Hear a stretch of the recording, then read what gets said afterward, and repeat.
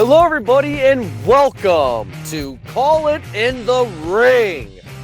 Tonight is an episode that we have been promoting for a month, so I guess we're good promoters, maybe, like Paul Heyman. We'll see.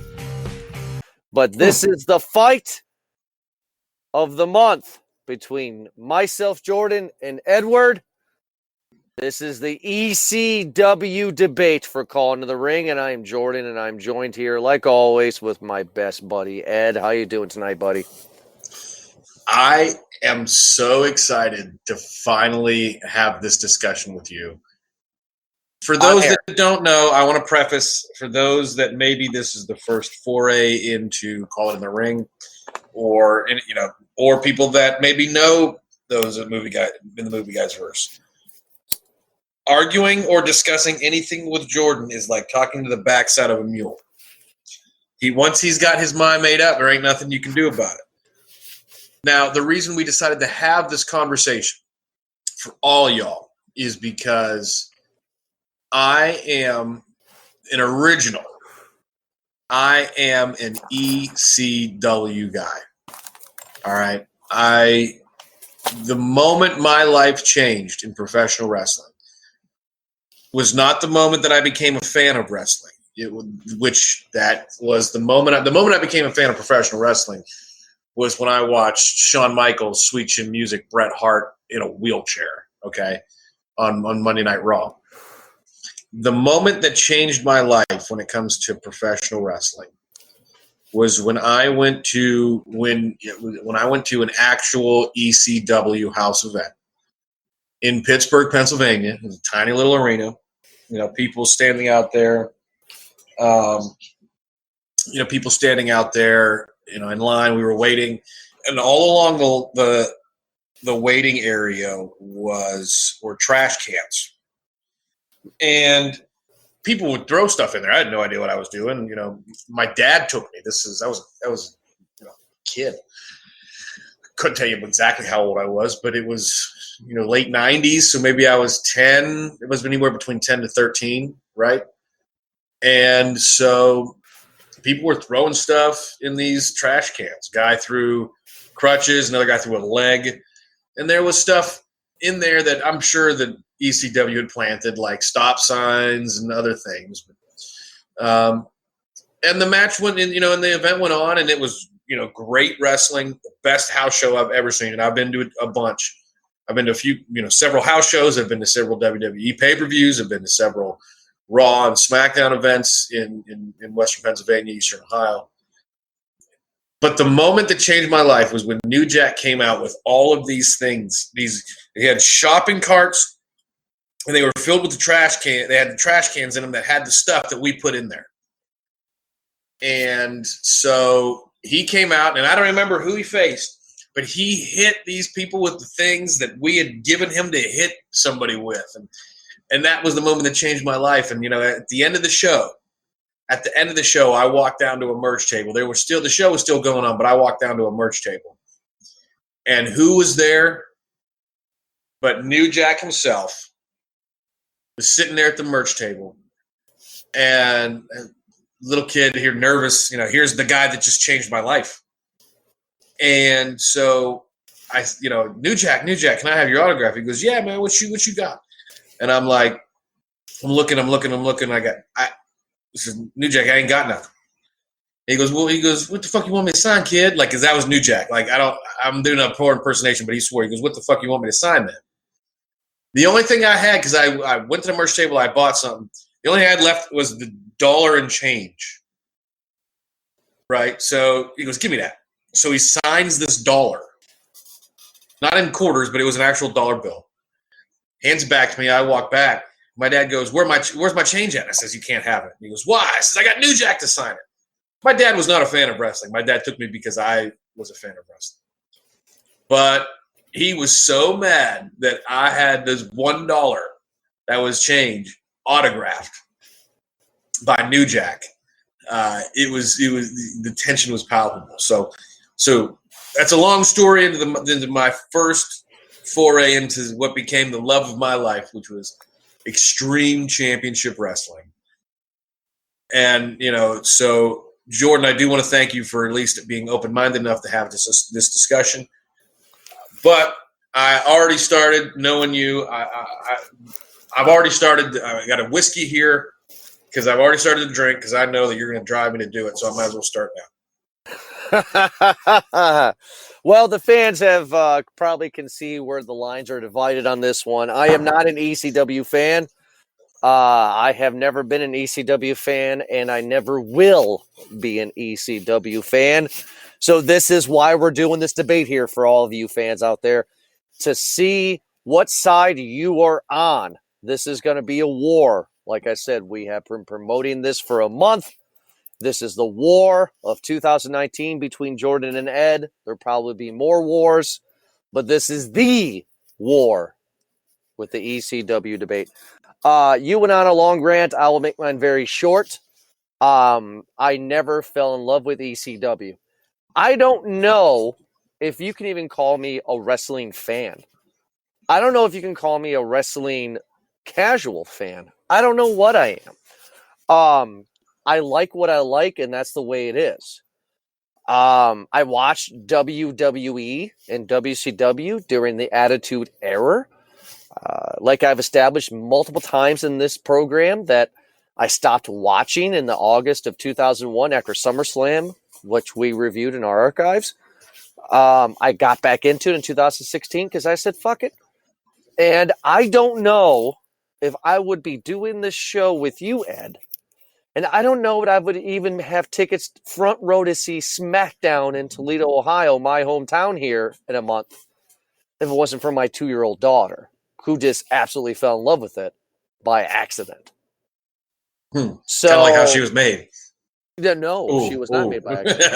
I know. I'm sorry. That was a low blow. I'm sorry. Oh, it kind of was. Sorry. But it's okay. She wasn't made by accident. But no. So I guess I will just say my piece very quickly on this. He's a fan of the show. He has been in multiple shows I've done before. But my friend Ryan, who lives in Gainesville, Florida, he was getting me into wrestling again this past couple of years. He told me about the network. I never knew it existed. I checked it out, and my baby girl was just born at this point in time. So I was home with her all day, and she was in my arms. I was feeding her a bottle, burping her, changing her, watching the old matches that I remembered. Stone Cold, The Rock, Triple H, WCW matches. And I just fell in love again. Not once did I care about ECW. I saw ECW was listed on the pay-per-view of the network. I skimmed right past it. Didn't care. So this will be an interesting debate. And I guess we'll start with the first shots here. ECW, in my opinion, is poor on all levels. Poorly wrestled, poorly acted, poorly produced, poorly ran. I think it is some of the worst wrestling that I've ever seen. And I will end my rant on this. Ed gave me a list to watch a bunch of ECW stuff today, fans. And we're recording this on a Thursday. I watched 6.5 hours of ECW matches, documentaries, pay-per-views, hoping my mind would change. I went in there with an open mind. I truly did, Ed. And I left with saying to myself, wow, this is bad. So let's get into it. ECW was originally called Eastern Championship Wrestling, and it was founded. It was going to be originally done by Jim Crockett Promotions, but eventually it was founded and headed by Todd Gordon, who was still the chairman of Eastern Championship Wrestling all the way until Paul Heyman became the CEO and they changed it to Extreme Championship Wrestling.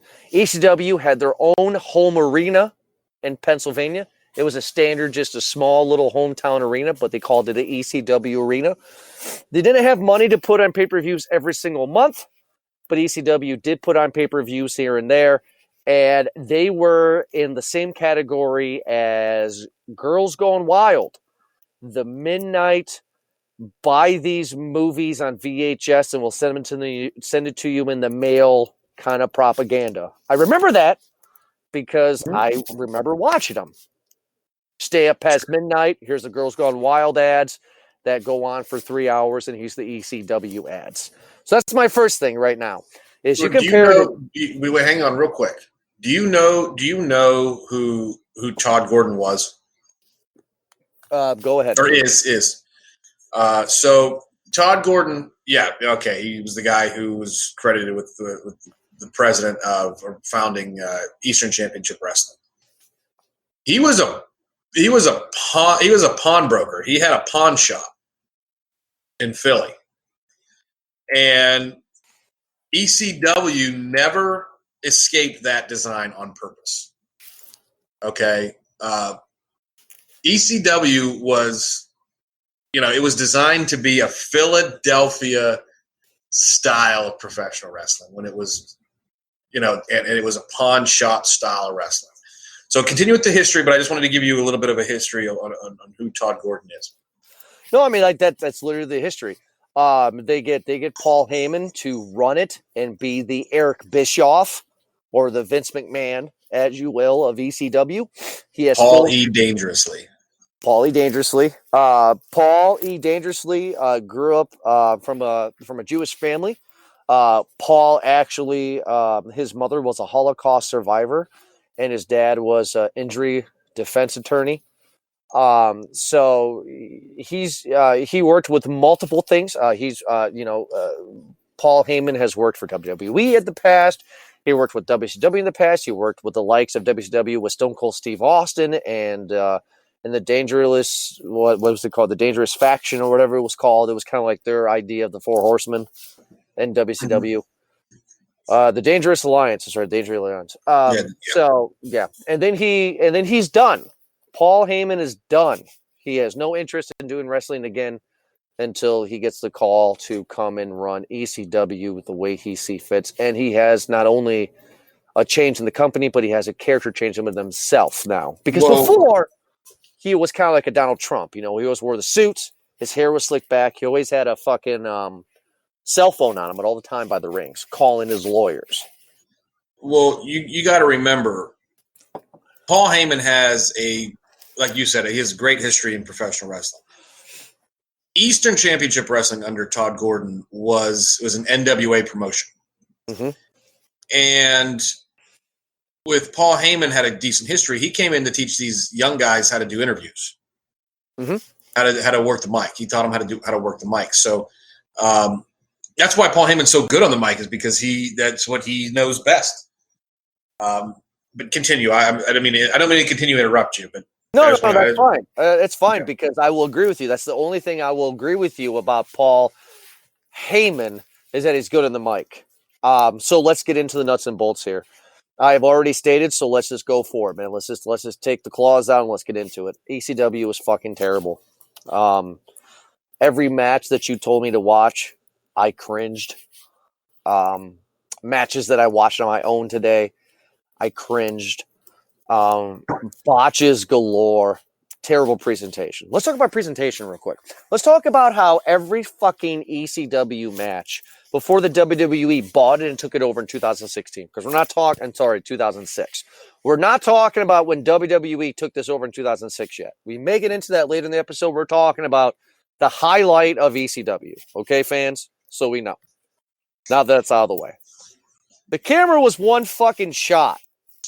It was like they hired the guy who also videotaped the high school basketball team. It was terrible. Terrible presentation. You couldn't hear the wrestlers half the fucking time. Joey Styles with, oh my God, half the fucking time. I couldn't even fucking hear it. And the camera would move in weird angles because it was clearly on a tripod, and it would move to the left or right, and it would zoom in and zoom out. Completely amateurish. Not good at all. Terrible presentation. Even for the pay-per-views, it's even worse. Tell me I'm wrong. Well, I'm not saying you're wrong on that.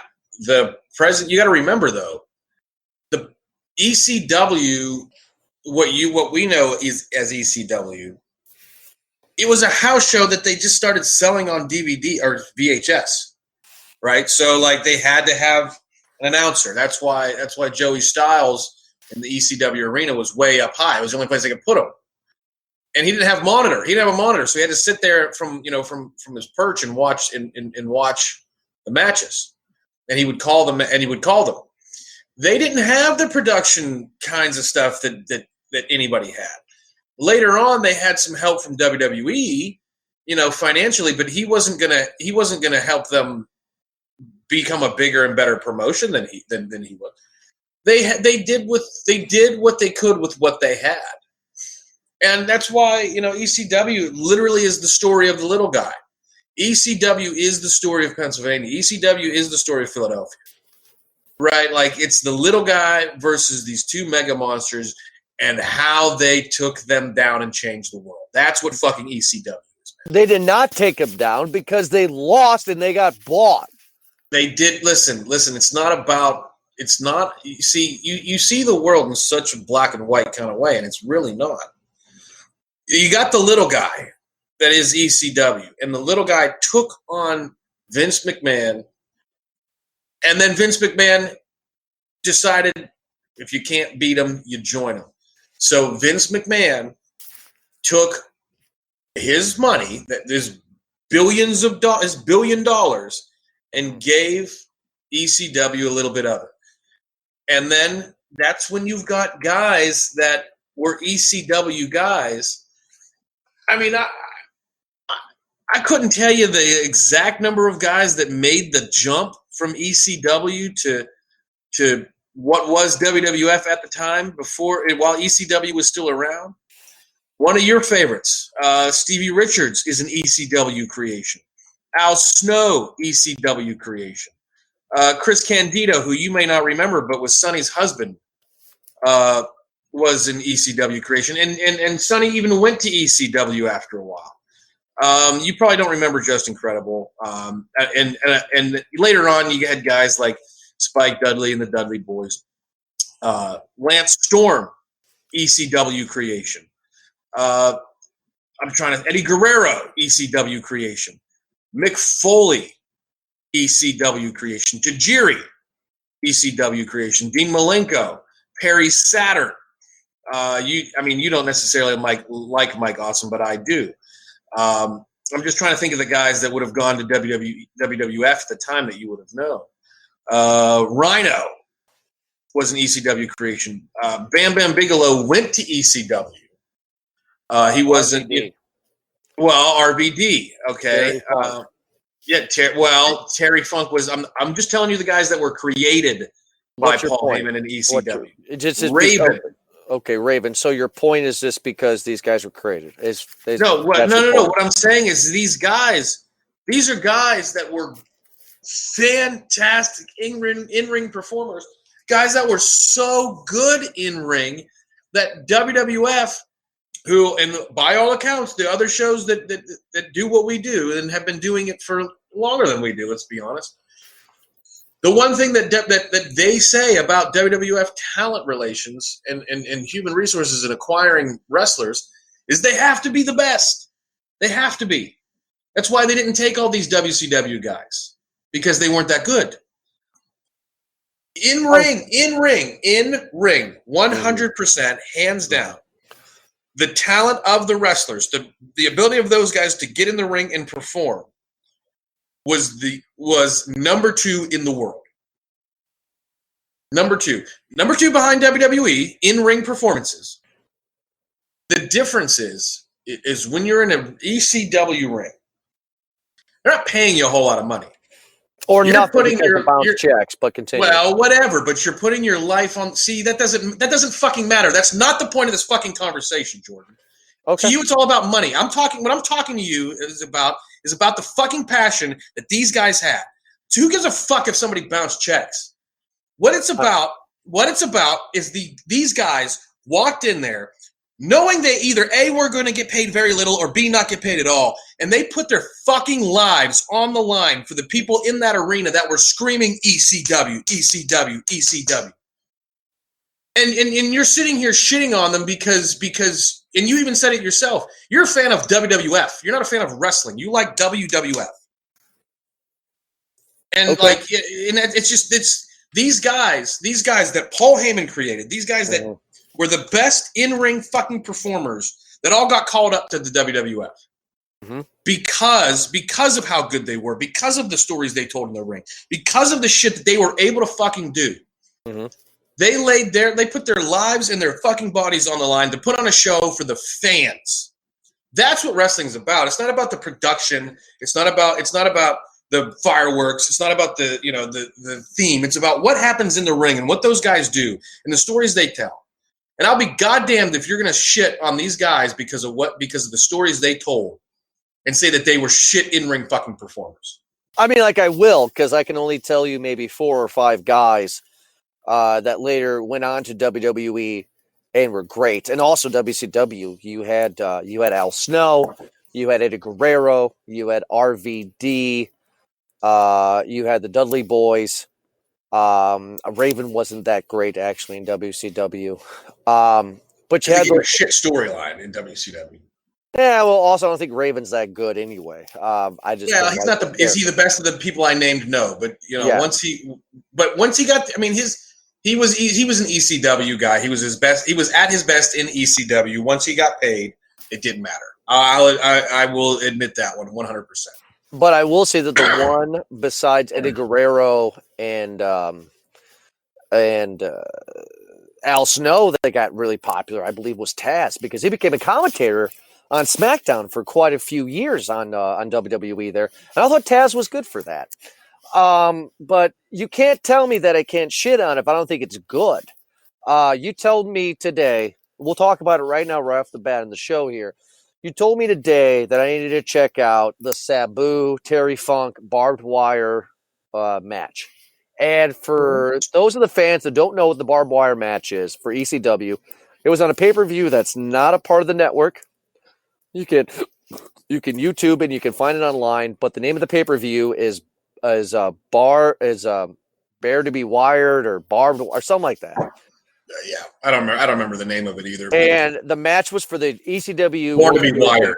Bar to be Wired, thank you. And it was for the ECW Championship, and it was Sabu versus Terry Funk, and instead of ropes, it was barbed wire. Real barbed wire, not rubber-tipped barbed wire that other places had. So but continue. I'll shut up. I'll let you talk. No, you don't have to shut up. We can interrupt because we know this is going to be a war, and right now we're kind of civil a little bit, which I'm shocked. This is why this was stupid. Neither performer gave me something great. Terry Funk was too old. Are you fucking kidding me? I'm not fucking kidding you. Terry Funk was too old to be in this kind of match. He was too old. Sabu, all he did was a couple of high-flying moves on barbed wire. You see, that's the thing. And that's where I think that this is a debate that's interesting. It's all about taste. I don't like the hardcore matches. I don't think they're great. I don't think that they're well produced. When the WWE did the hardcore title, that was the shits. That was the pits. They made fun of it. WWE shit on hardcore professional wrestling, which I don't think needs to be in professional wrestling, because I don't get at all. No matter how many times you try to waste your breath and explain it to me on why seeing two guys, one a dinosaur and one almost to his prime, wrestle in a ring surrounded by barbed wire and throw themselves in it is entertaining. Now, I'm not offended by it because I'm not easily offended. I'm looking at this match and I'm saying, why is this considered the best? Because they're doing high flyer moves and they're throwing barbed wire on each other? I could tell you a match that's way better than this, and that's the Hell in a Cell between Undertaker and Mick Foley. That's exactly what I was hoping you'd fucking say. Because here's the difference. What professional wrestling is a storyline. Two guys that, for the storyline is whatever it could be. One guy took another guy's girlfriend. One guy stepped on another guy. One guy farted in another guy's direction. Like, The creation of why these two guys hate each other for the next month is retarded. It just is. It is what it is. But these are the storylines that you have. You have to give these two guys a reason to hate each other. And so forget about the reason why. The reason we have these matches like the Hell in a Cell and a cage match, right, is you get two guys that you've built up that they hate each other, and they have to have a culmination. Mono e mono, two guys in a ring. The Hell in a Cell is, it's a what a, you know, the fucking dastardly creation of Vince McMahon. Sure, whatever. Like two guys, you can't, you know, they had to have the cage match is the same thing. Two guys in a cage, no interference, just beating the hell out of each other.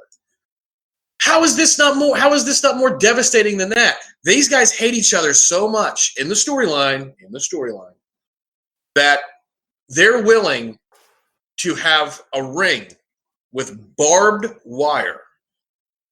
And Sabu gets his bicep ripped midway through the match, tapes himself up, and continues.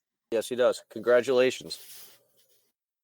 That's the performance I'm looking for. I congratulations. I don't understand why that's appealing. I just don't understand why it's so appealing to see two guys who can't wrestle in a fucking ring. Oh, bro. Can't understand it. Oh, dude. These guys, Terry Funk is a fucking legend.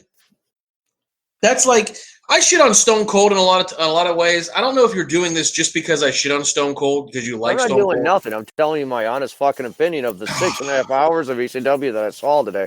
It's nothing about what you said to me in the past. I'll make that very fucking clear to you right now. It's nothing about the past. This is not a revenge thing. This is nothing. This is me tearing down the walls and telling you exactly how I fucking feel. Terry fucking Funk was too fucking old during the ECW shit. He couldn't fucking wrestle. How many botched pile drivers that he did on Sabu during that fucking barbed wire match is beyond me. 4, maybe 5 botched pile drivers. Every time he did pile driver. He was 53. He shouldn't be doing that kind of match. He shouldn't be doing it. But the thing is it's not about him. It's not about these two guys taking care of each other. It's not about that. It's about the performance for the fans. It should be these two guys taking care of each other. I wish you could have been. I wish you could have been around when ECW was touring, and just felt the energy in the arena. Whenever something big would happen and you'd scream EC-Dub, EC-Dub, EC. That's because these guys, these fans were watching what was on Raw, and they were watching what was on Nitro and SmackDown and Thunder and what was on WWF pay-per-view and WCW pay-per-view. And they were tired of the bullshit. Okay. They were tired of the giant. They were tired of the conglomeration of professional wrestling. ECW is what wrestling is supposed to be. You go to an arena, you go to a place, you go to an arena, and you watch these incredible athletes bludgeon each other. It's like it's the number one most human nature thing to do. We've been doing it since ancient Rome. Incredible athletes. Okay, I will make this point very clear.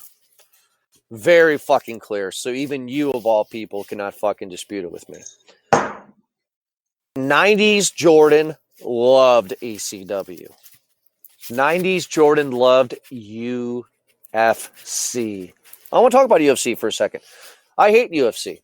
If UFC's ever promoted, I have no interest to see a fight. I'll explain to you why.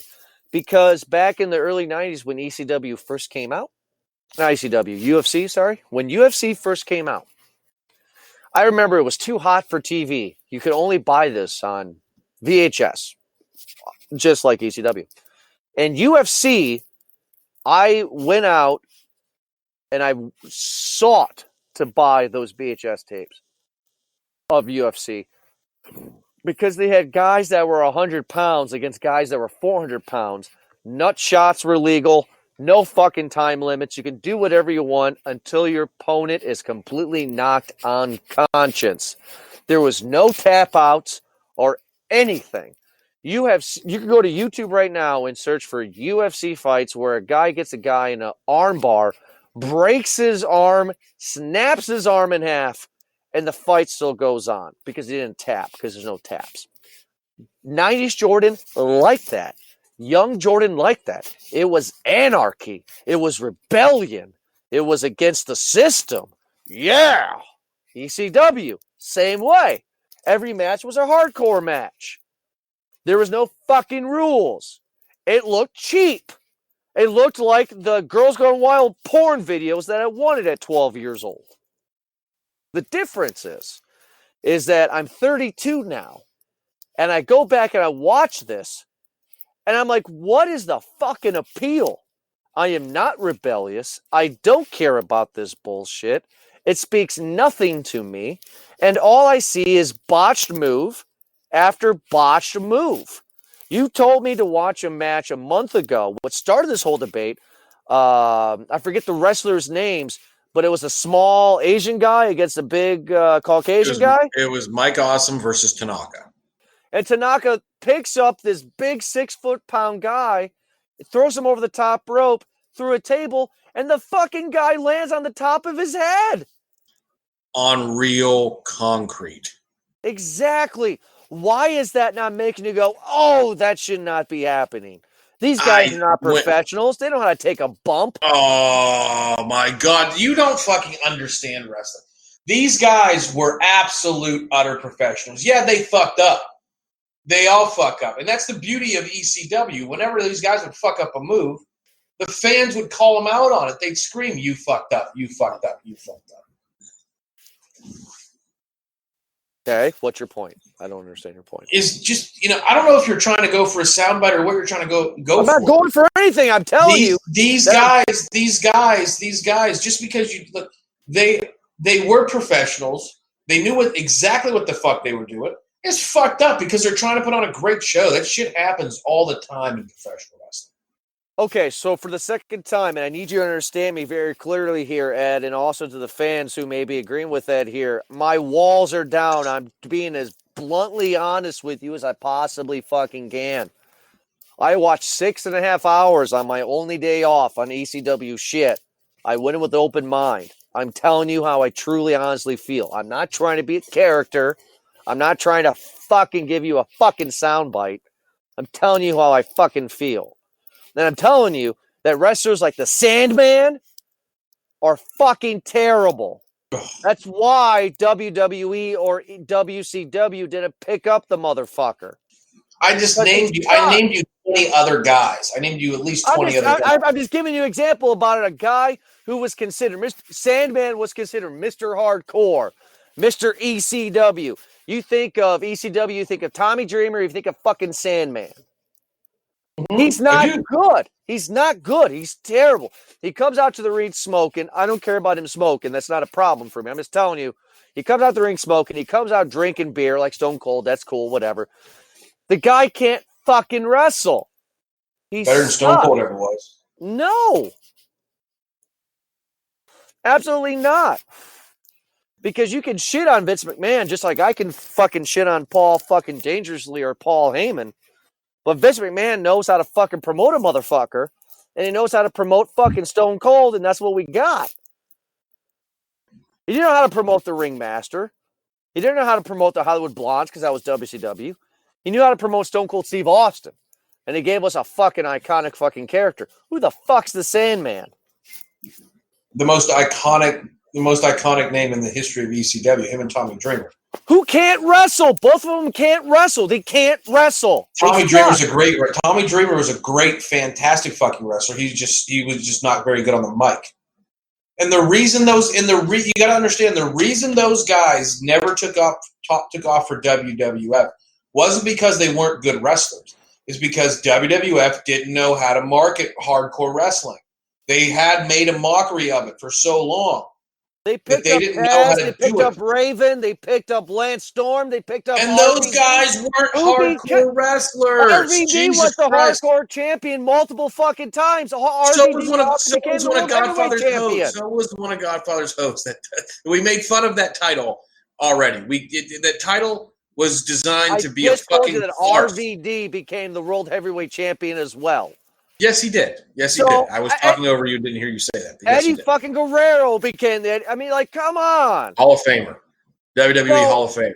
Absolutely he is. But not fucking Sandman. Not fucking New Jack. Not fucking Spike Dudley.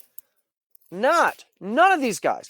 What was the name of the guy who famously kickstarted ECW, where he took the NWA title after you won it at Eastern Championship Wrestling, and he threw it in the ground and said, "This is a new era." And it was like ECW's Bash of the Beach. You know what I'm talking about? Are you talking about Shane Douglas? Sure, Shane Douglas. I don't remember.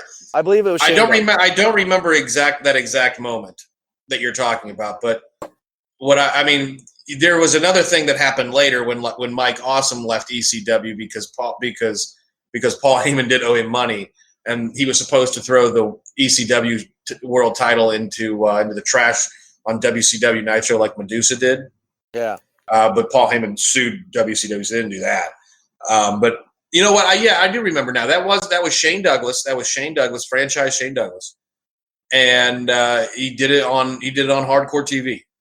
Yeah. So I mean, like, he does that. It is ECW's Bash of the Beach '96. It is the thing that changes wrestling, right?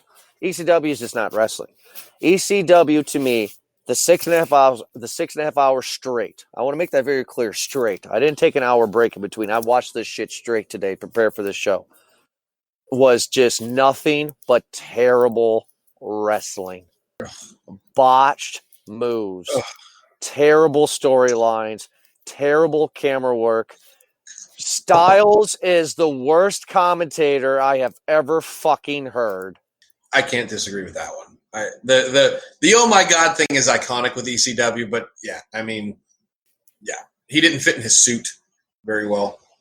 How about this? I'll be politically correct. ECW appeared to a different kind of audience.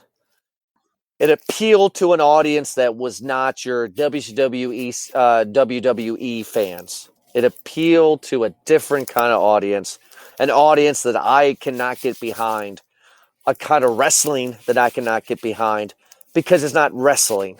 What's wrestling is Finn Balor versus AJ Styles at TLC in December of 2017. That's wrestling. You put Sabu and Terry Funk in a barbed wire match, it's not wrestling. It's just, how can we just get these guys bloody? And that right there shows me that you and the rest of the ECW fans, all they care about is bloodlust, because that's what they think is fucking good, and it's not. I mean, that is what professional wrestling is. It's not bloodlust. It's not. And I actually mean bloodlust. Like, let's put him in a barbed wire match. I know what you're saying. And let's have him roll around. Let's have Terry Funk, who was over 50 years old, and Sabu roll around in real barbed wire. It's not a show. Let's have them actually roll around in real barbed wire and have them so fucking tangled that they can't even untangle themselves. So they have to have a botch pin so Sabu can win the title that was clearly planned.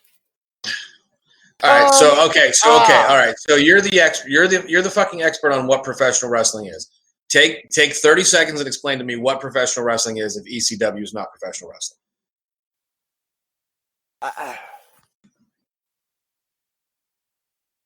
WWE knows their fucking talent.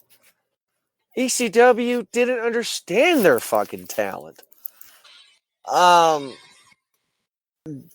WWE knows, hey, we need to stop a match because somebody tore their fucking bicep. ECW doesn't. ECW only knows one thing, and that is to have complete bloodlust, to have barbed wire, to have a bunch of tables, to have a bunch of chairs, to have shitty storylines, and to have nothing at all whatsoever that anybody cares about. I don't understand how a fan of wrestling could like ECW. I just don't understand it. It's terrible, terrible wrestling. And yeah, they had guys like Mick Foley and shit, but those guys were only there for a few months. And then they went on to greener pastures because they knew they had something better with either WCW and WWF at the time. It was either or. ECW was like the Kurt Angle even fucking left ECW after one day because they Kurt Angle left ECW after one day because they fucking crucified the Sandman or something. It's shit wrestling. It's shit wrestling. Shit. Look. What are you saying? Are you flat out saying that all that matters about professional wrestling is in-ring performance? No. What I'm saying about what matters in professional wrestling is in-ring performance. One, because in-ring performance matters as the audience. Because yeah, you're watching at TV at home, but you as the audience, me being to WWE events, would love to see a good show. You know what I mean? You're not going to pay $100 to see John Lennon. Well, I didn't mean to say John Lennon. I meant to say Elton John because he came to Toledo 6 months ago. You don't pay $100 to see Elton John and get a drunk, coked out Elton John. You know what I mean? You pay to get a good performance. Another thing that makes but if it was Jim Morrison, you sure as fuck would be. I mean, I'm not a Jim Morrison or Doors fan at all. I don't like any of their songs. Go ahead. I'll let you continue. It's about the storylines and what you're invested into. Like right now, my wife, true story, by the way, I bought my wife, her favorite wrestler right now is Finn Balor, and I bought her a Balor Club for Everyone t-shirt, and it came in the mail today, and she put it on as soon as she got it. She's so excited because she's going to wear it for SmackDown, which we know he's not a part of SmackDown, but she's still going to wear it. Mm-hmm. My point in saying that is how important the wrestler means to the overall public matters and the storylines. She hates Baron Corbin currently right now in the WWE. Well, I hate Baron Corbin. You know why Baron Corbin, I told her on Monday Night Raw this week, was a great fucking villain? Because everybody hates him. That's why he's a good villain. People hate him because he sucks in the ring and on the mic, but continue. He's a great villain. That's what makes him a great villain. Well, like somebody like The Rock was a great villain, but he was great on the mic and great in the ring. Somebody like, currently Kevin Owens is a good villain, great villain. Good on the mic, great on the mic, great on the mic, good in the ring. How about this? The Rock and Kevin Owens are good bad guys. Baron Corbin is a good villain. The Rock and Kevin Owens are bad guys, whatever they can do to win. Baron Corbin is the old guy tying the girl to a train track, twisting his mustache. He is the villain. That's why he's the constable. Yes, he's the villain. They didn't give us this in ECW, dude. Okay, that's bullshit. The Dudley Boys were fucking the whole Dudley family were those guys. Like now I'm gonna throw some names out there. You probably don't know. Maybe some of our fans do. Maybe some of our fans don't. But Cyrus, you got Cyrus, Cyrus and Joel Gertner. Yes, I know Cyrus. They were the announcers for the Dudley Boys. The Dudley Boys and Balls Mahoney and Big Dick Dudley. They and brother Billy Ray and brother D-Bon and all that. So the guys we know as the Dudley Boys, the tag team were there. They were there, but it was like a big family thing, right? Well, they broke Beulah McGillicuddy's neck, one of the great managers of ECW, who was the wife of Tommy Dreamer, right? Yeah, I saw this today, yes. Okay, so this is a great villain storyline. They broke her neck. Now, it was obviously a botched move, but shit happens in the ring. Stone Cold got his neck broke, right? But, things happen. And they come out and they just shit how she's Beulah McGillah slutty, right? And I'm not saying that they had the greatest names in the world. Okay, it is what Big Dick Dudley, Balls Mahoney. They had a lot of raunchy names. Those kinds of Trash TV. That's what it is. Trash TV. Well, and that is what it is. But that's what was selling in WWF at the time. So ECW just took it to the extreme. And Beulah McGillicuddy and Francine and these girls, they would come out literally in their underwear, in their thong underwear, to the ring, because that's just what ECW took everything to the extreme. That's the point of it. Anything that you did, I did more raunchy, right? Well, they did this big thing about how she's this big giant slut and she sucks everybody's dick and blah, blah, blah, which is completely offensive by today's language. And it's completely offensive back then. But it's very villainous. It's incredibly villainous of these people to have done this to a guy's wife that they had just accidentally injured. And, and I honestly felt like there was no remorse from them. Like they wanted to do it. That's the point of a good villain.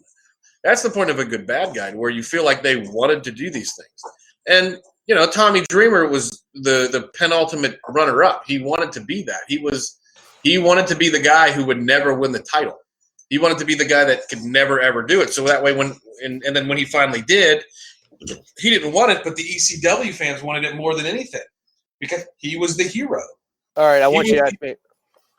That's the great storyline. Go ahead. All right. Oh, fine. I want to ask you. I want you to ask me questions here. I want you to name a wrestler, and I will tell you if I think they're good or not. If from ECW, an ECW talent, tell me if they're good or not. You want me to name you guys? Name me guys, and I'll tell you if they're shit or not. Just name it until we stop it. Go ahead. Name me some guys. RVD. Great wrestler. Taz. Great wrestler. I'm trying to think. I'm trying to think of guys that didn't necessarily. Are you guys talking about guys that made the jump? Give me guys. Just give me guys from ECW. Shane Douglas. Don't know him. All right. The Public Enemy was a tag team. Mikey Whipwreck. Terrible wrestler. Oh, you don't fucking know. Jerry Lynn. Terrible wrestler. You're way off the fucking. Mike Awesome. Dean Malenko. Dean Malenko, great wrestler. Mankind. Mick Foley, Cactus Jack. Great wrestler. Eddie Guerrero. I'm going back over the list of these guys. Yeah, I can give you. I can give you a list of guys that you. Because right now, I got 6 guys that are great wrestlers. Out of what about Cronus from the Eliminators? Him and Perry Saturn. Absolutely not. Perry Saturn was a joke too. So continue. Great fucking wrestler. Perry Saturn, yeah. It's so fucking great that Vince McMahon decided that he sucks, so he's going to make him chase a mop for. No. He did something. He did. I don't know what it was, but he did something stupid that Vince wanted to blame him. Sure. You probably don't know Hack Myers, do you? No. Okay, fine. My point is, New Jack, terrible wrestler. He had one good thing in his career, and that's when he jumped off the fucking balcony with Spike. Congratulations, you did one thing. Spike, terrible fucking wrestler. Terrible. He was terrible in the WWE. I liked him when I was younger because it was fun to root for the little guy, but he sucked. Perry Saturn sucked. What about 911? 911 made the chokeslam famous, and then it went to WWF. How did he make the chokeslam famous when Undertaker was doing it in '91? I'm just saying. Fuck. No, you're not just fucking saying. Fuck you is the thing.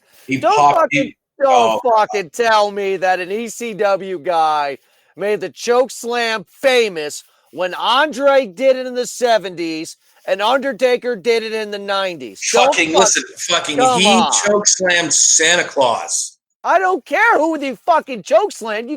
You just fucking said that this douchebag McGee made the fucking chokeslam famous. That was your words. That's exactly my words, and he fucking did. No, he didn't. He fucking did. No, Andre the Giant did. You want to talk about shitty wrestlers? God rest his soul, but Andre the Giant, the guy's a legend, but the guy couldn't wrestle for a lick. He was just a giant.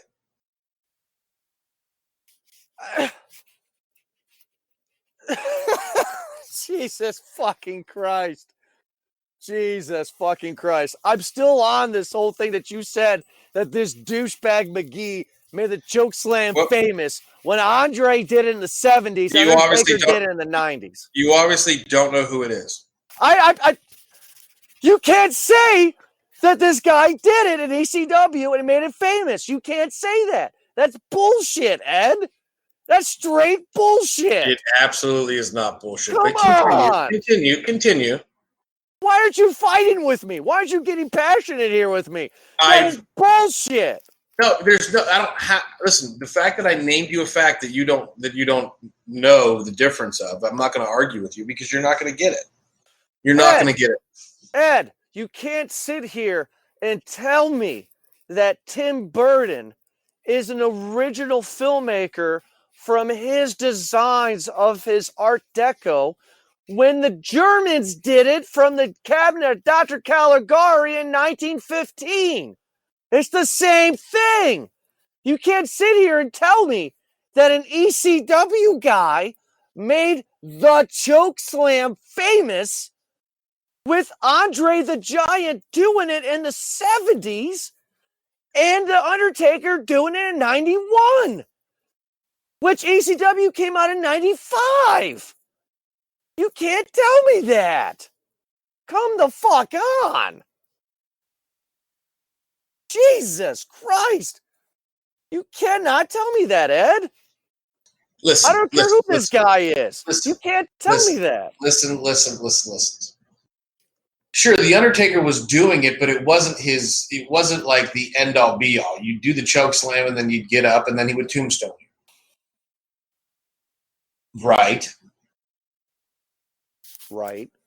Okay. 911's, that was his, you were not going to get up from his choke slam. And it wasn't like The Undertaker doing it all theatrical, like and picking you up and then so in gently placing you down and you got your legs up in the air. He would throw you through the fucking ring. He would pick you up and choke slam guys over the top of the ring and onto the concrete. Like these guys, it was incredibly devastating. It was moves that you see in a video game, and he was doing them to people in real life. So when I say he popularized it and made it famous, it's from doing things like that WWF later did with Kane, choke slamming guys through tables. Ed, you cannot believe the own diarrhea that's coming out of your mouth. Are you serious right now? It's like you saying that somebody from the 70s made the Stunner famous. No, it was Stone Cold Steve Austin. Come on, Ed. You're not gonna. Come on, dude. All right, let's tell me this. Let's move forward because you're obviously not understanding what I'm telling you. Dude, we'll move on, but I'm trying to get you to understand where I'm coming from on this here. You cannot sit here and defend your comment about how some guy 911 from ECW made the choke slam famous. That was what you said. And I'm arguing the fact. I've made my point. I've made my point to you. You're obviously not gonna. You're gonna be like a brick wall. You're not gonna let me explain it. I've already explained it to you, and you're not moving forward with the conversation. We're gonna continue to have a circular discussion here. Okay, let's talk about Sabu and how he sucked. Those two things don't go together, but make your point. What did he do besides nothing? I mean, he had a cool gimmick, I guess. He put his body on the line. Cool. But other than that, the matches that I saw him in today were nothing special. That were nothing that intrigued me. I thought the Hardy Boys did a lot better job in their extreme wrestling than fucking Sabu ever did. Flat out.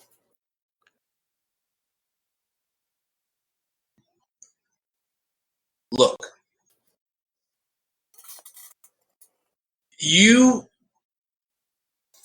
how can I put this? How can I put this without being utterly offensive? Be utterly offensive. This is the part of our fight. This is the part of our war. Be offensive. It's obvious. You've said this at the beginning of the show, and you've made it continuously obvious. You don't like professional wrestling. You're not a fan of professional wrestling. You're a fan of the WWF. And your point being? That Sabu at house shows, when nobody but the fans were watching, would give the people in the ring the things that the Hardy Boys would do, the Hardys would do, only in front of the biggest stages. So this makes him great. How? Because I'm going to continue. I'm going to have. Okay.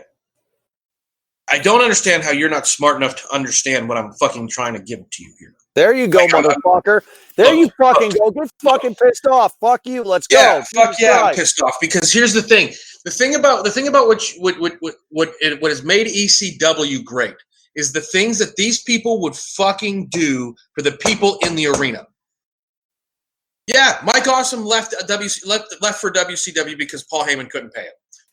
Okay, I understand that. Go out and feed your family, because the things he was putting on the line for himself, the things that he was doing to his body for the people in the arena, he wanted to get fucking paid. Sabu would, on the regular, throw himself into the crowd from the top rope. He would run and jump into the crowd for the fans, for those people, for the people in the fucking arena. So I don't what I don't quite understand how you don't understand. I don't understand how you don't understand this. It's Edge and Christian, great wrestlers. Jeff and Matt Hardy, great wrestlers. I have nothing against them whatsoever. But they did things for the payoff, for the fucking money they were going to make. Sabu did them because it's what the fucking match dictated. And he wanted to put on a show for the guys in the arena, the men and women and the boys in the arena, in the ECW arena, screaming ECW, ECW, ECW. That was his fucking payoff. So don't sit there and tell me that these guys, that a guy like Sabu, and I feel like I've made this argument to you once already, this conversation. Don't tell me that Sabu wasn't a fucking good wrestler. Don't you dare sit there and tell me this, because you cannot comprehend the things that Sabu fucking did for this industry. The reason you and I have this fucking show, and you said you didn't watch wrestling for almost 15 fucking years. I put in the time because I fucking love this thing. I love this. I love sports entertainment. I love fucking professional wrestling. I was there. I get excited when guys come back at the Royal Rumble. That's why I can't fucking wait. And my heart is broken when these fucking people don't come back. Am I saying we need to have Jake Snake Roberts come out of the fucking Royal Rumble? No. But, like when the Hurricane came back, that was the best moment of the whole fucking thing, because I put in the time watching the Hurricane's career. So for you to sit there and try and try to compare guys like Sabu, who built the foundation for the Hardy Boys, and the Hardys can't fucking hold a candle to Sabu. For you to sit there and shit on Terry Funk, who created fucking hardcore wrestling, which you don't like. I get it, and you don't have to like hardcore wrestling. But don't you dare shit on these things and say that these things aren't good, because it's the best part. It is the reason you go to a fucking arena. I don't know if you've ever been to a house show as an adult, but for the most part, they're pretty fucking boring, because it's just like going to a game on TV, because you can watch a game. You watch a game on TV, and the announcers tell you, and they circle this guy and they circle that guy, and they go back to replay. They put on a show for TV. When you're in a house show, for the WWE, they're rehearsing shit for TV. The match that you just watched on SmackDown, or on Raw, or the pay-per-view, they've been doing. When they did it in, let's say they did it a pay-per-view in Chicago, they did that thing in fucking Peoria, in St. Paul, in in Green Bay. They did that in Des Moines, Iowa. They did that exact same thing you're watching 5 times. The house shows are rehearsals. ECW doesn't fucking do that. ECW would have never insulted their fucking fans that way. And that's why I have a hard time. We've been doing the show for quite some time. That's why Vince McMahon can't hold a fucking candle to Paul Heyman. Paul Heyman works for him, and Paul Heyman had a business that went fucking bankrupt. Okay, but when it comes to wrestling, Vince fucking McMahon can't hold a candle to Paul Heyman because Paul Heyman had his guys up, and he had those guys giving everything they fucking had for the people in the arena. So, whether that be a barbed wire match, whether that be New Jack and Spike Dudley jumping off the fucking rafters to have a match, or whether that be Tommy Dreamer choke slamming Balls Mahoney off the fucking balcony onto 12 tables, whether that be a scaffold match where Tommy Dreamer and Balls Mahoney are fighting in the rafters on a fucking scaffold and holding on to the goddamn thing, and Balls Mahoney falls off and onto his fucking head on the goddamn concrete. Yeah, that's a fuck up. But if it wasn't for those things that happened, that's what ECW is. It's because of the fuck ups. It's because of the you fucked up that you go out there and those guys strived and begged to get that moment when the fans in the ECW arena would say ECW, ECW, ECW for something that they did. That's their fucking payoff. So first of all, I'm so fucking glad an hour into the show you fucking had some balls and you fucking had some passion. I fucking like that shit. Fuck you. You don't fucking love that shit. You don't fucking love it. Go ahead. Love it. No, I fucking love it. I'm not insulting you, motherfucker. I'm telling you, I love your fucking passion right fucking there. Thank you for getting some fucking passion to this shit. Now we got a fucking debate. But you're going to sit here and tell me, and we talked about this privately, which is why we discussed to do the ECW debate. We're talking about Vince McMahon versus Paul Heyman. Let's talk about that shit. Paul Heyman sucks. Vince McMahon can hold a candle to Paul Heyman because Vince McMahon knows what the fuck he's doing. Motherfucker gave us WrestleMania. What did fucking Paul Heyman give me? November to remember? Congratulations. Fucking Vince McMahon gave me Hulk fucking Hogan. Ultimate fucking Warrior. Stone Cold Steve Austin, The Rock. Gagne gave you fucking Hulk Hogan. Oh, Hulk don't Hogan give me that semantic bullshit. Hulk Hogan made Vince fucking McMahon. Totally disagree. Hulk Hogan came. We're not going to go into Hulk Hogan right now. Hulk Hogan came in from another promotion. That is correct. They needed each other to grow. That is correct. But Vince McMahon groomed and made Hulk Hogan who he is. Or who he was for lack of matter there. If Hulk Hogan would have stayed with the hack before Vince McMahon, he would not become Hulk Hogan. We wouldn't even be talking about him. They needed each other. Just like fucking Brady needs fucking Belichick. So I don't want to hear that shit. I think it's the other way around. I think Belichick needs Brady. You're gonna run into something real bad real fast. Yeah, tomato. But you know what I fucking mean, though. I mean, Vince McMahon knows what he's doing. If he didn't know what he was fucking doing, he wouldn't have won Monday Night War. If he didn't know what he was doing, he wouldn't have bought WCW and EC fucking W. He already owned part of ECW. He didn't own shit of ECW. I watched the Paul Heyman documentary. He only gave ECW $1,000 a week because they were trading wrestlers. And the wrestler that ECW had, the name escapes me because I watched it at fucking 10 o'clock this morning. He had a deal with a local radio show, an ECW wrestler, and he gave, from the sponsorship deal, that gave ECW $1,000 a week. So Vince McMahon agreed to pay ECW $1,000 a week to make up for the revenue lost for trading the wrestlers. That's it. That is it. Paul Heyman himself, and the documentary in the network today said he was never on the payroll. Vince McMahon never owned ECW at all until the buyout. That was the only money that Paul Heyman ever received, and he never got that money. That went to an LLC that owned ECW, that went to the promotion of ECW, the pay-per-views, paying the wrestlers, so on and so forth, the building rent, tomato. So when you say that Vince McMahon, Ed, cannot hold a candle to Paul Heyman, I hope to God that you're fucking with me, because Vince McMahon knows wrestling and he knows what the fuck he's doing. Hands down. He has a promotion that's been around for decades. Okay, first of all, his fucking dad. Okay, his dad started the promotion. Vince McMahon had the biggest promotion. Vince McMahon was basically gifted the New York territory. Mm-hmm. Okay, I'm not saying Vince McMahon doesn't know wrestling, but I'm saying Paul Heyman knows wrestling way better than Vince McMahon. He may know promos more, but he doesn't know how to promote wrestling. The motherfucker gave us WrestleMania, dude. SummerSlam, the Royal Rumble. Right there. You finished? Are you finished? I am, because I just think I proved my point.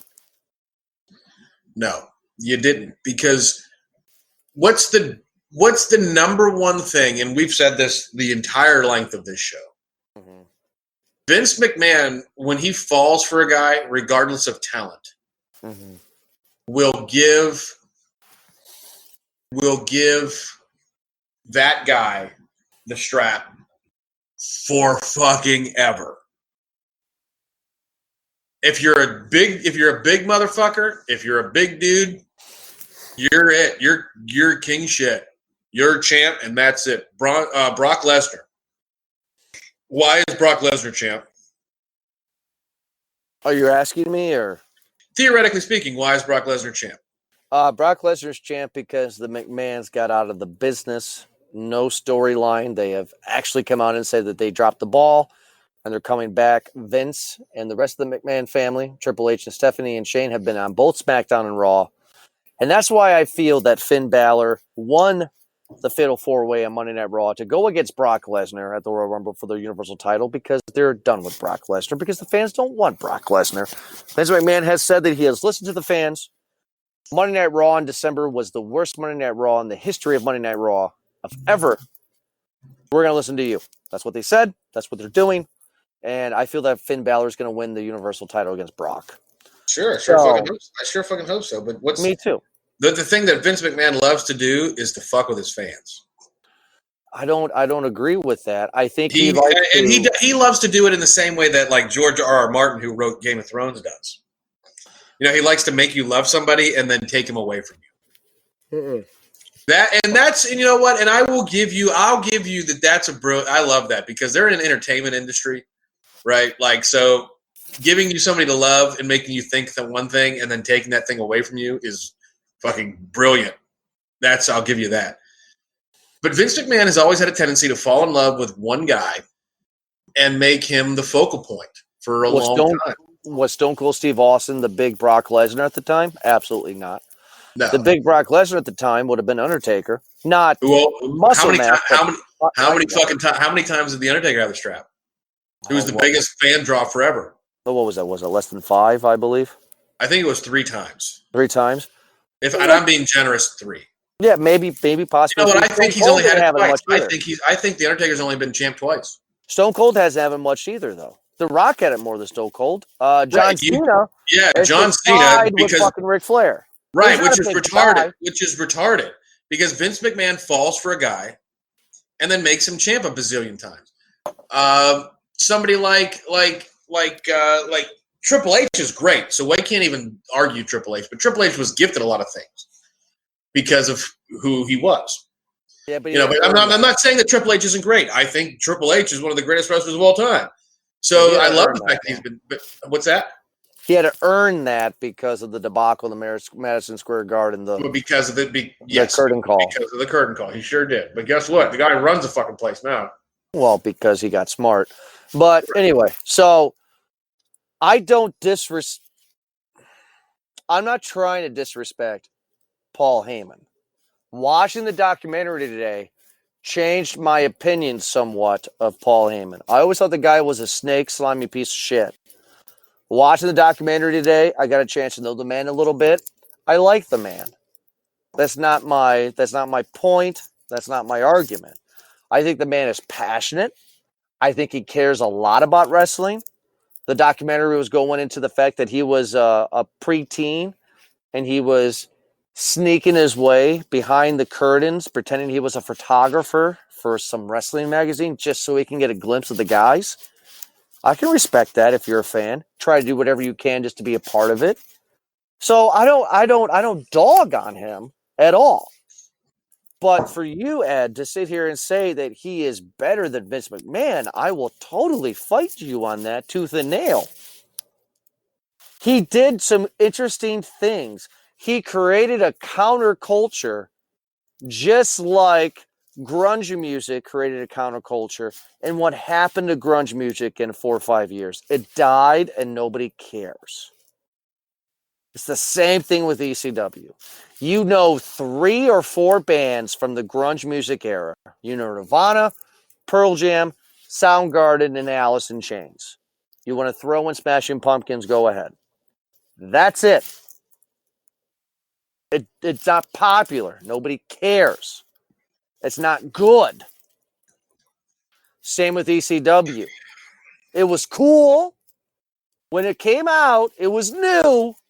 There was no Doink the Clown in ECW. Bullshit. Yes, there was. Yes, there was. Well, they made fun of it. They made fun of it. But Doink the Clown was in ECW, but continue. Well, they made fun of it. You know, the motherfucker lost every time. But and 911 gave him the fucking choke slam from fucking hell. But continue. Oh, I hate when you say that because I'm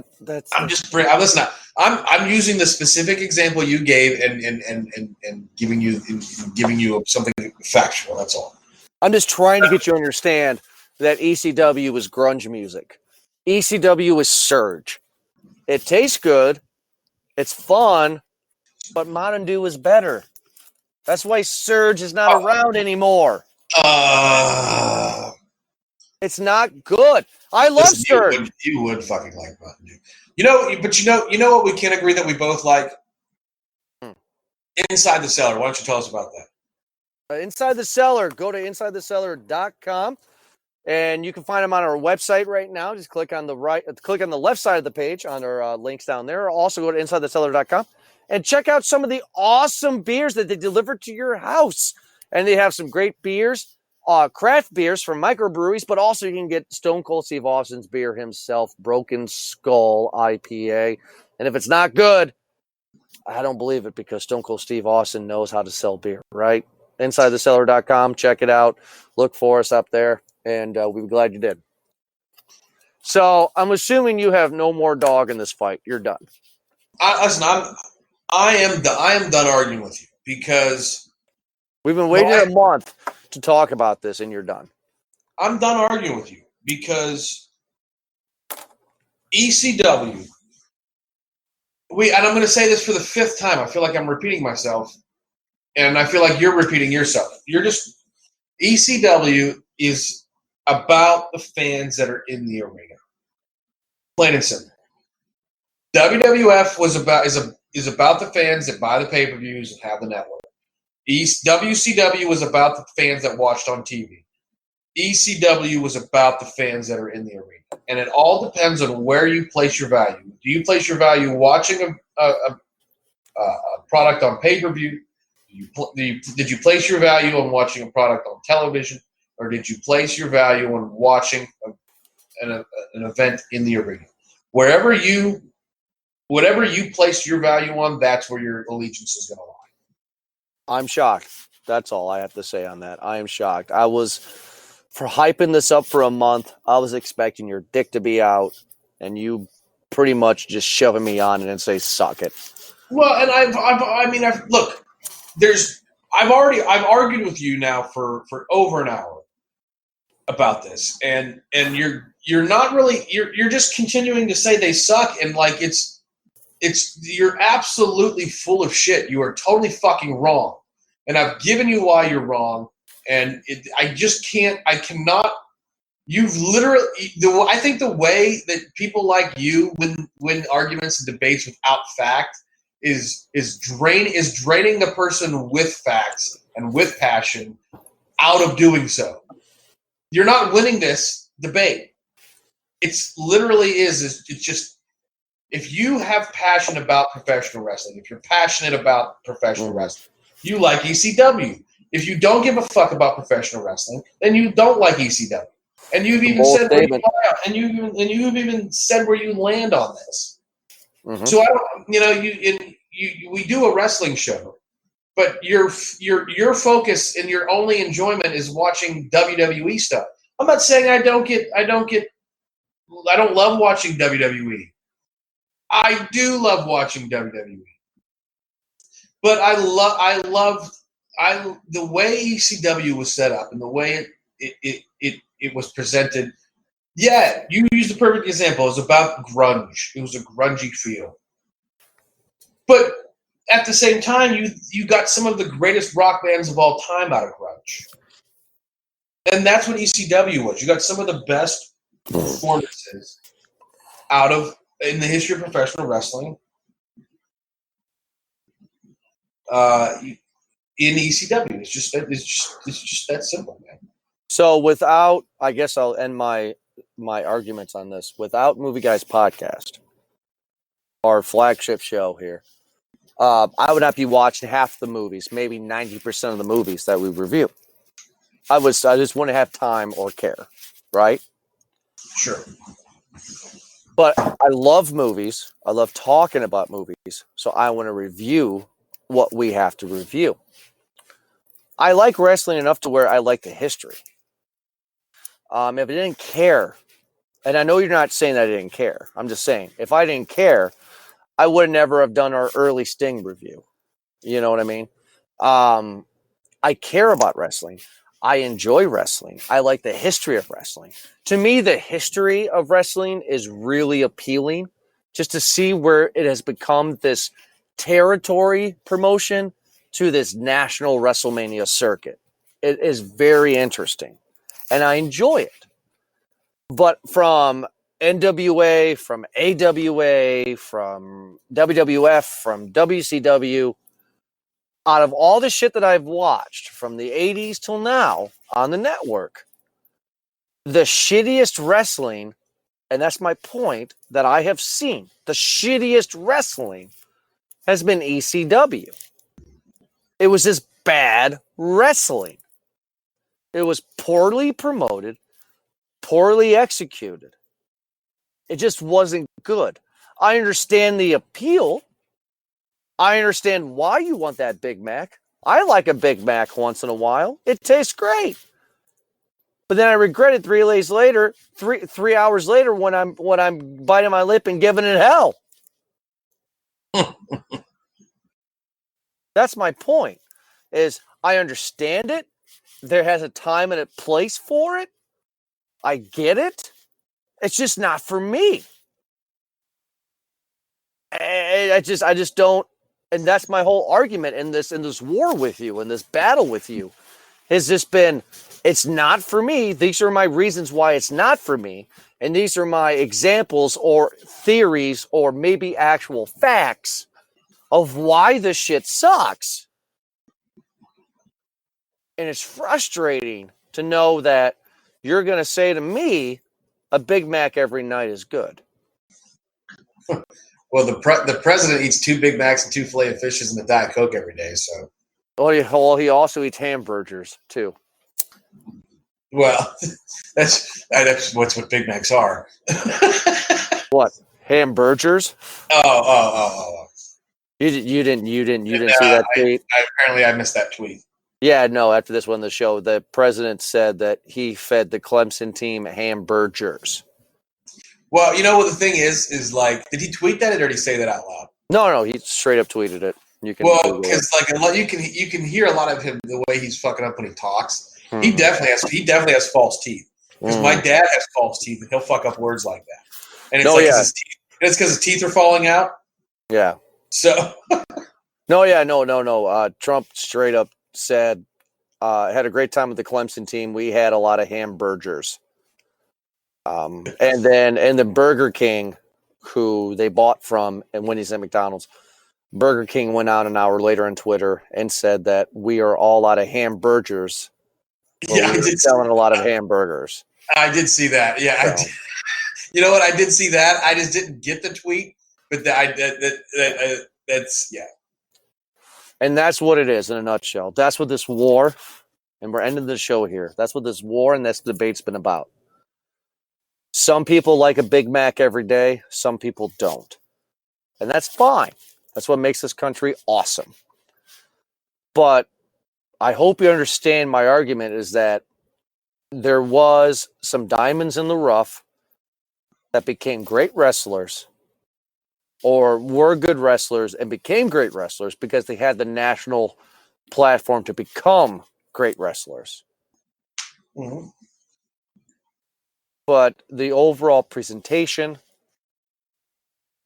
the production value, the storylines, the behind-the-scenes camera work, the actual camera work was just dog shit. And I think the reason why that you have a dog in this fight is because you went to an ECW event and you had the nostalgia. If somebody comes up to me today and tells me that Nickelodeon and Saturday Night Snick in the 90s sucked, I would tear their fucking throat out and tell them that they're fucking stupid. Now, I guarantee you that if I watch Snick, Saturday Night Nickelodeon nowadays and go back and watch those old shows, I'll be like, wow, this is fucking stupid. But the nostalgia of your memory of getting a fucking dollar bill signed by New Jack means more to you. So therefore, you're going to defend it because of nostalgia. And you don't look at the overall production and presentation of the shit show that is ECW. You're absolutely fucking wrong. You're 100% wrong. And that was the moment that did change my life. Absolutely. I fully admit that. But Okay. but when you're looking at professional wrestling from all levels, and I'm talking, I know matches from AWA, I know matches from NWA, I know matches from 50 fucking years ago. I one of the things that we talked about months ago was my love for guys like Bruno Sammartino and my love for guys like Big Cat Ernie Ladd, like George the Animal Steel, like things. I have a deep understanding of these things. So for somebody like myself for me to tell you that for you to say that it's about nostalgia for me is absolutely inaccurate. It is what my knowledge and my understanding and my history of watching wrestling. That's how I'm taking all of that and I'm filtering it out and I'm telling you this is what I see, this is how I think, this is what I feel. Okay. I mean, for example, am I an NFL pundit? No. Does that mean I don't believe that Tom Brady's the greatest quarterback in the history of the NFL because the guy's got more Super Bowl rings than anybody else? I absolutely think he's the best. He's the best to ever do it. That's because I'm not a paid expert doesn't mean I don't understand it. Okay, fair enough. All right, well, we have gone on for an hour and a half here for you fans here of Calling in the Ring. This is probably one of our longest episodes we've ever done, close to it. We knew this was going to be a war, and we hope all of you enjoyed this discussion and this debate about ECW with Calling in the Ring here. We are going to make an announcement here, so everybody's excited for it, me being the hype man that I am. In 2 weeks, we will be releasing Calling in the Ring early instead of on a Friday because we're going to be doing a modern episode, the 2019 Royal Rumble reaction episode. We're going to talk about the Royal Rumble. We're going to talk about all the matches, and we're going to talk about the Royal Rumble match itself with the women and the men and our reaction to what happened, the wrestlers that came out, who won. I'm really excited to talk about this. This is our first time ever in Calling in the Ring where we're going to be talking about modern day wrestling entirely. So I'm really excited about that one. I know you are too, Ed. Sure, absolutely. I'm really excited. So The next episode here after this, check your calendars, will be in 2 weeks. We will be talking about the Royal Rumble 2019 reaction episode. And more episodes will be coming your way. So make sure to check us out at movieguyspodcast.com, movieguyspodcast.podbean.com. Download our episode at iTunes, on iHeartRadio, and on Spotify. Just search for Movie Guys Podcast. Find us on social media, on Instagram, on Facebook, and on Twitter. Just search for Movie Guys Podcast. And if you want to see our live stream shows, just go to youtube.com/Movie Guys Podcast, and you'll be able to watch all of our shows live stream on Wednesday nights. So make sure to check it out. Ed, thanks so much for fighting me with this war. And we will be back for another awesome episode of Call It in the Ring in 2 weeks for the 2019 Royal Rumble reaction episode. Have a good night, guys. Bye.